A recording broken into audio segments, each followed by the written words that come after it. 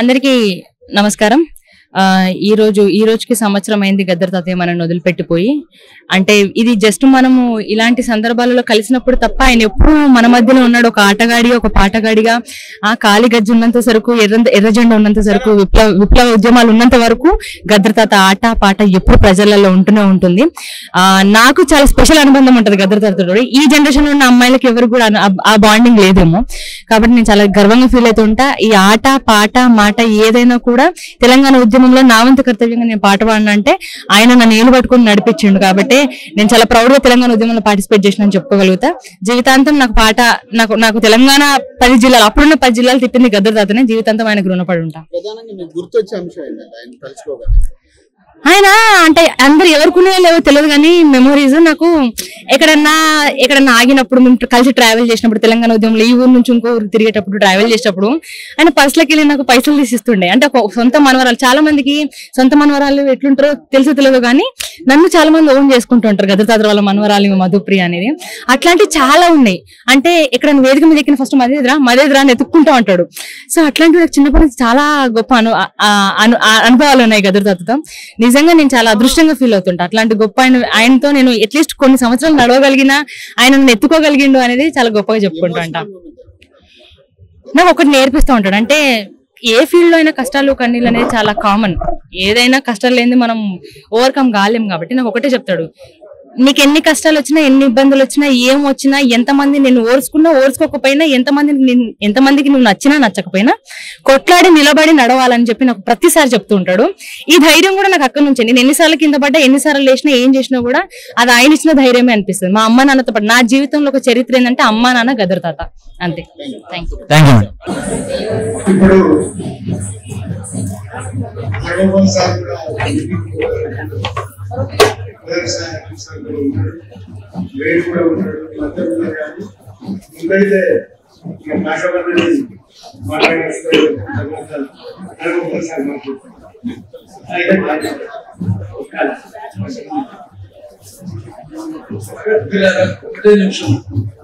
గద్దర్ అంటే హిందీలో తెలుగుబాటు, గద్దర్ అంటే ఉద్దమ్ సింగ్, గద్దర్ అంటే సర్దార్ ఉద్దమ్ సింగ్, సర్దార్ సింగ్, భగత్ సింగ్.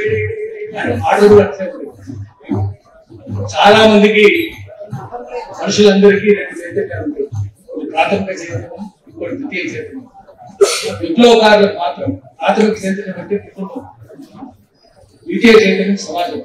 విప్లవకారులకు సమాజమే ప్రాథమిక చైతన్యం, కుటుంబం ద్వితీయ చైతన్యం. గద్దర్ అట్లనే దేశం కోసమే తిరిగింది, ప్రజల కోసమే తిరిగింది. ఒక విషయం చెప్తాను, ఇంతకుముందు చిక్కుడు ప్రకారం చెప్తాను, చాలా మంది తెలియగలుగుతుంటారు. గద్దర్ అంతర్జాతీయవాది కదా, తెలంగాణ వాదం ఏంది, ప్రాంతీయవాదం ఏంది, ఉప ప్రాంతీయవాదం ఏంటి పిచ్చి కూతలు కూర్చుంటారు. ఎందుకోసం తెలంగాణ వాదం వచ్చింది? ప్రపంచ బ్యాంకు ఏజెంట్ పరిశ్రమలను మూసేసిన తెలంగాణ. చంద్రబాబు నాయుడు అన్ని పరిశ్రమలు మూసేస్తున్నాం. ఆల్వేజ్ ఐడియల్, ఏడీపీ, ప్రాగాటల్, రిపబ్లిక్ ఫోర్, టీపీఆర్, నేతస్థలం, రాంజామ్, నిజాంస్కర్, సిర్పూర్ కాగజ, రామగుండం పెట్ట అన్ని మూసేస్తున్నాం. అన్బ్రైడిల్డ్ ఇండస్ట్రియలేషన్, షేర్లెస్ ఇండస్ట్రియలేషన్, డీఇండస్ట్రియలేషన్ చేసినప్పుడు కార్మికులంతా కొట్టుకుంటుంటే వాళ్ళ ఆహాకారాలు తెలంగాణ ఉద్యమం, వాళ్ళ ఆహాకారాలకి గుంతిచ్చి దాని మాటలు మాట్లాడుతుంది. ఊరు తిరిగేది కార్మిక వర్గమే కదా అంతర్జాతీయవాదం, కార్మిక వర్గం అంతర్జాతీయవాదం.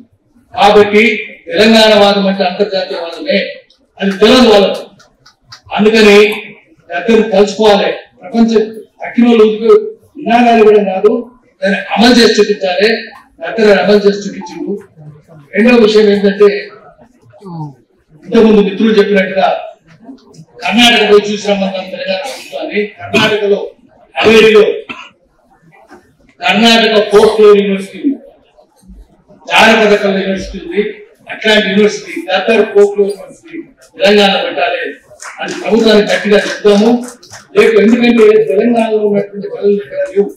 ఆంధ్రలో కూడా పూర్వం ఉండేవి, ఇంగ్లీష్ చదువులు వచ్చి కాలువలు చుట్టుకుపోయినాయి. తెలంగాణ సజీవంగా ఉన్నాయి. ఇప్పుడు నేను గోపిచంద్ గారు కూడా రాశారు.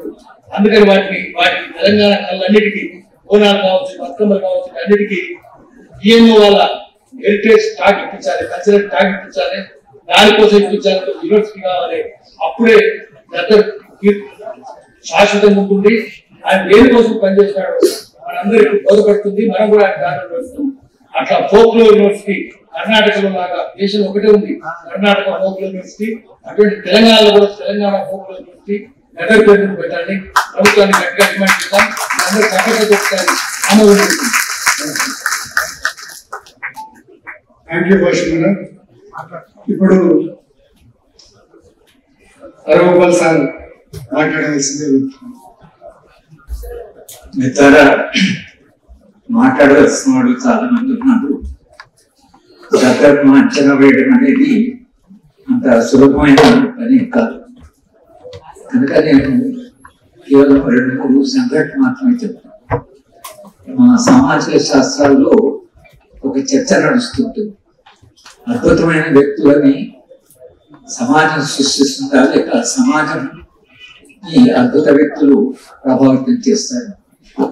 గద్దరు తెలంగాణలో చైతన్యం పుట్టాడు, ఆ చైతన్యాన్ని ప్రభావితం చేశాడు. ఆ చైతన్యము నిరంతరంగా ఆ పెద్ద చైతన్యంలో గద్దరు నిరంతరంగా అందించిపోతాడు.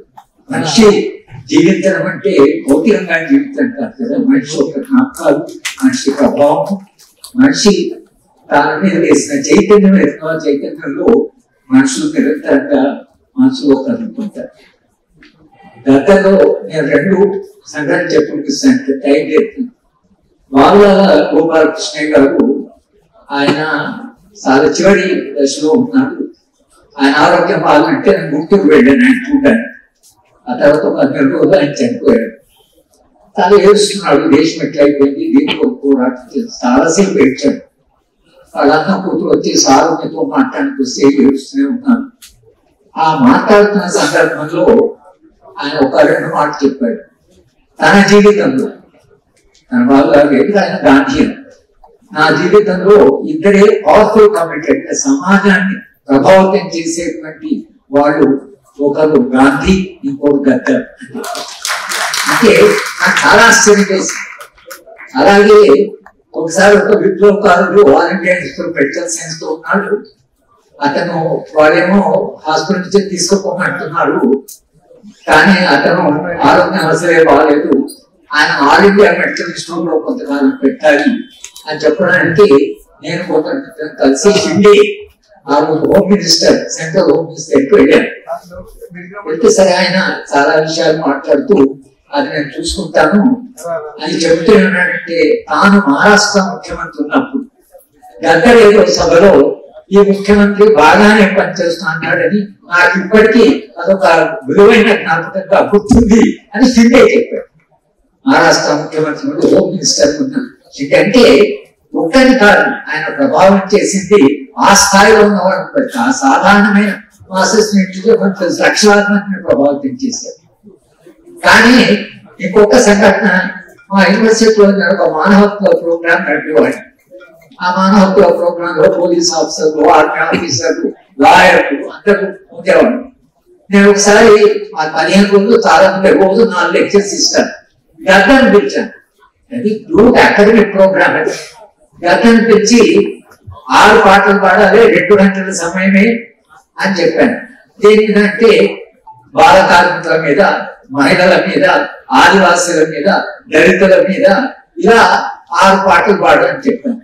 6 పాటలు బ్రహ్మాండం పాడు. నేను చెప్పాను కొంచెము లిమిట్ ఉంటుంది, ఇది విశ్వవిద్యాలయం అందరు కొంచెం జాగ్రత్త అంటే పాడడం అన్న రైలు బండి నడుస్తుందా, సరిగ్గా నడుస్తుంటే బాగుంది. ఆ 15 ప్రోగ్రామ్ అయిన తర్వాత మేము ఎవాల్యుయేట్ చేస్తాం. పార్టిసిపెంట్స్ షీట్ ఇస్తాం. ఎవరు బెస్ట్ లెక్చర్ ఇచ్చారు. దీంట్లో చాలా మంది జడ్జెస్ వచ్చారు, సుప్రీం కోర్టు జడ్జెస్ వచ్చారు, పొలిటికల్ సైంటిస్ట్ వచ్చారు. చాలా ఆశ్చర్యంగా గద్దర్ టాప్ అందరూ వాళ్ళ ఎవాల్యుయేషన్లో కమ్యూనికేషన్, కమ్యూనికేట్ ఆయన ఎంత పవర్ఫుల్ గా అంటే మనిషి హృదయాన్ని కనిపించడం, వేగేసుకుని కనిపించడం. పాట మనిషి మనస్సును కనిపిస్తుంది, కానీ గద్దరు మాట కమ్యూనికేట్ కాదు, హృదయాన్ని కాదు, అది ఆలోచన చేస్తుంది కూడా. మా కాకతీయ యూనివర్సిటీకి ఆయన నేను స్టూడెంట్ జవహర్లాల్ పీపుల్స్ వార్ పార్టీలో వెళ్ళిన చాలా మంది విద్యార్థులు అప్పుడు పాలసీలో ఉన్నారు. కొట్లాడి తెచ్చుకున్నాడు, పోలీసు వాళ్ళని వద్దని, తర్వాత వీళ్ళు పిల్లలు కావాలని మొత్తం మీద పోలీసును ఒప్పించి వచ్చేవాడు. విషయాన్ని విద్యార్థుల సభ, విద్యార్థుల సంఘం మీటింగ్. కానీ ఈయన 9 గంటలు పాట మొదలుపెట్టి పొద్దున 4 గంటల దాకా అది విద్యార్థుల సభని, కానీ చుట్టూ గ్రామాలతో 4-5 వేల మంది.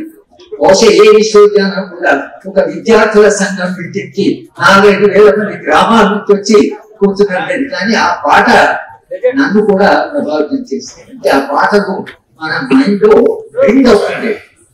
అంటే రెస్ట్లెస్ గా పడుకున్న లేచిన అదే పాట అది మన మైండ్ లో వెరీ లిజెండరీ ఫిగర్. అయితే చరిత్రను వ్యక్తులు ప్రభావితం చేస్తారా, వ్యక్తుల చరిత్ర వస్తుందా అనడానికి తెలంగాణ చరిత్ర గద్దరు సృష్టించింది. గద్దరు తెలంగాణ చరిత్రాన్ని ఒక మలుపు తిప్పారు. కనుక గద్దరికి చరిత్రలో, ముఖ్యంగా సాహిత్య చరిత్రలో, కళా చరిత్రలో, కళారంగ చరిత్రలో, ఉద్యమాల చరిత్ర కూడా భవిష్యత్ తరాలు గుర్తుండేటువంటి వ్యక్తి. మన తరంలో మన మధ్య నుండి మనం ఆయన చూడడం అది ఒక అర్థమైన అనుభవంగానే మనం గుర్తుంచుకోవాలి.